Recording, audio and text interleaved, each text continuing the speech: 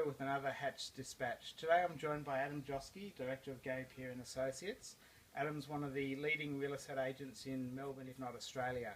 Adam, a lot of my clients come to me, they're very nervous about the idea of bidding at auction. Could you share with them some of your knowledge about how to bid, but more importantly, win at auction? Sure. I bid from the beginning and I bid hard. And I think that if you let the other buyers know that you're there to buy, it doesn't matter what, I think you can intimidate them. Sure, they'll have their limit, but what it does do is it stops them from going over their limit. I think the other thing that's important is last bid needs to be as hard as your first. And when I bid for clients, I very much try to bid as if I don't have a limit. And you know, I could have a limit of 800,000, and my 800,000 bid will be just as strong as my first one, and then I'll stop. So, have you got any advice around setting limits and even numbers, odd numbers, those sorts of things? Yep.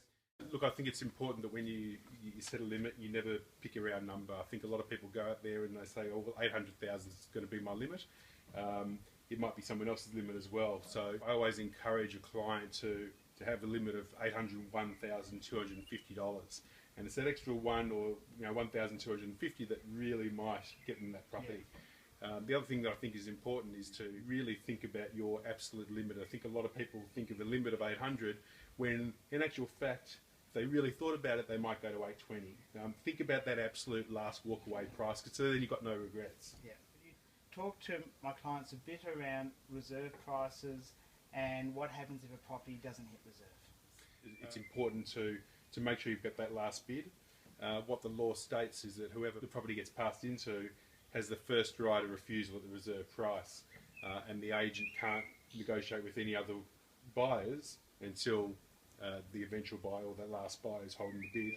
You make sure, if it looks like it's going to get passed in, make sure you've got that last bid, because then you can control the negotiation. Great. Adam, thanks for your help today. You're welcome. Thanks for having me.